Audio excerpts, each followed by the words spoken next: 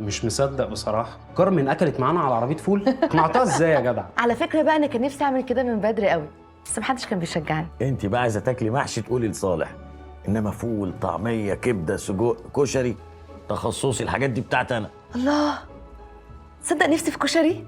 خلاص النهارده العشاء كشري. ما هي كده كده بايظه يا جماعه، خلاص بقى. لا انتوا تسهروا لوحدكم، انا مش هقعد ولا دقيقه تاني.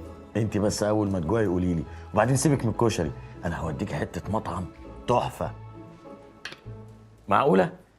استاذ حسين، اتفضل اتفضل. ده ايه المفاجاه الحلوه دي يا جماعه؟ استاذ حسين استاذي وصاحب فضل عليا، يعني هو ممكن يكون زعلان مني شويه، بس في النهايه استاذي. صالح زميلنا صحفي شاطر جدا. كارمن احسن صحفيه عندي. انت بتعرفني بمين؟ دي مراتي. ايه هو انت ما قلت لهمش روحي؟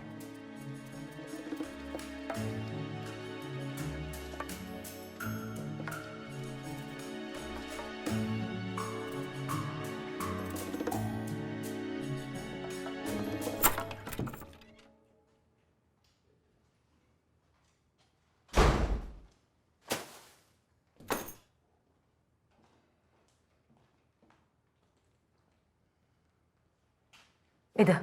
انت دخلت هنا ازاي؟ وحشتيني.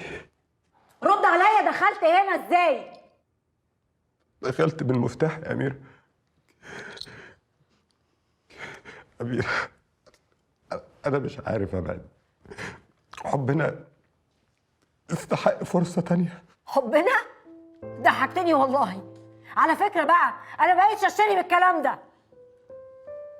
يعني إيه؟ يعني بطلتي تحبيني؟ كل اللي اقدر اقوله لك اني بطلت احترمك، وانا مش ممكن اعيش مع بني ادم ما بحترموش. عارف يا زين، انت حبك ده عامل زي السرطان، مرض لعين والعلاج منه ألعن، بس الحمد لله انا خفيت. يا أميرة، شايلة كل ده؟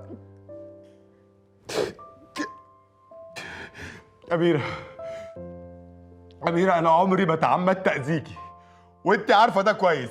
برضه ده ما بقاش يدخل عليا. زمان كنت بتقلب الترابيزه وتحسسني ان انا اللي غلطانه، بس ده كان زمان. اطلع بره يا زين. إيه؟ زي ما سمعت، اطلع بره.